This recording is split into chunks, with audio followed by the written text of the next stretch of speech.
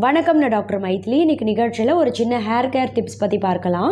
என்னோடய கிளினிக்கு வர முக்கால்வாசி பேர் பார்த்திங்கன்னா வேறு ஏதோ ஒரு நோய்க்காக கன்சல்ட் பண்ண வந்தாலும் வெளியே போகிறதுக்குள்ளே கண்டிப்பாக இந்த கேள்வியில் ஏதாவது ஒன்று கேட்பாங்க. என்ன ஹேர் ஆயில் யூஸ் பண்ணலாம் தலைமுடிக்குன்னு கேட்பாங்க.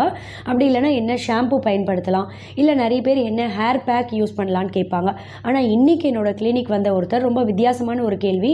இந்த சந்தேகம் நிறைய பேருக்கு வராது. என்னன்னு பார்த்தா, தலைமுடி குளிக்கும்போது தலைக்கு குளிக்கும்போது தலைமுடி அலசறதுக்கு வெந்நீர் பயன்படுத்தலாமா இல்லை கோல்டு வாட்டர் பச்சை தண்ணி பயன்படுத்தலாமான்னு கேட்டார்.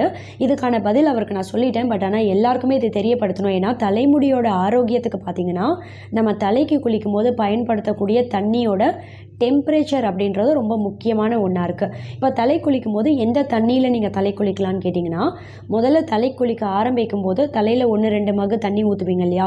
ஷாம்பூ சீயக்காயெல்லாம் பயன்படுத்துறதுக்கு முன்னாடியே தலையை நீங்கள் அலசக்கூடிய அந்த தண்ணி அப்படின்றது வெந்நீராக இருக்கணும்.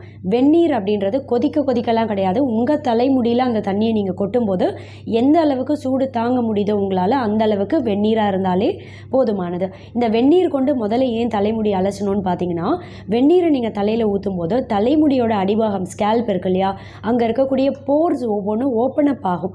அது ஓப்பன் ஆகும்போது ஹேர் ஃபாலிகல் உள்ளே இருக்கக்கூடிய அழுக்கு டர்ட் எல்லாமே சீக்கிரமே வெளியேற்றமாகறதுக்கு இது ரொம்பவே உதவியாக இருக்கும். ரொம்ப குறிப்பாக ஹேர் கியூட்டிக்கல் பகுதியை ஓப்பன் அப் பண்ணுறதுக்கும் வெந்நீர் அப்படின்றது ரொம்பவே உதவியாக இருக்கும். இது முதல் ஸ்டெப்பு. ரெண்டாவது, நீங்கள் சீயக்காயோ இல்லை ஷாம்பு கெமிக்கல் கம்மியாக இருக்கக்கூடிய ஷாம்பு பயன்படுத்திக்கோங்க. ஷாம்பு ஏதோ ஒன்று யூஸ் பண்ணுறீங்க அப்படின்னா கூட தலைமுடி நல்லா தேய்த்ததுக்கு அப்புறமா மூணாவது ஸ்டெப்பு ரொம்ப முக்கியமானது. நீங்கள் தலைக்கு நல்ல ஷாம்பு யூஸ் பண்ணதுக்கப்புறம் அதை வாஷ் பண்ணக்கூடிய அந்த தண்ணி அப்படின்றது வெந்நீரை விடவும் கொஞ்சம் சூடு கம்மியாக இருக்கக்கூடிய தண்ணியாக இருக்கணும். கோல்டு வாட்டராக இருக்கலாம். அப்படி இல்லை பச்சை தண்ணியில் குளிக்க கஷ்டமாக இருக்குது, சைனசைட்டிஸ் பாதிப்பு இருக்குது, இல்லை ஆஸ்துமா மாதிரியான பாதிப்பு ஏற்கனவே இருக்குது அப்படின்றவங்க நீங்கள் முதல்ல பயன்படுத்தின அந்த வெந்நீர் இருக்கு இல்லையா, அதை விடவும் கொஞ்சம் சூடு கம்மியாக கொஞ்சம் பச்சை தண்ணி வளாவிக்கோங்க. சூடு கம்மியாக இருக்கக்கூடிய தண்ணி கொண்டு தலைமுடி ஷாம்பூ சீயக்காயை நீங்கள் வாஷ் பண்ணிடலாம்.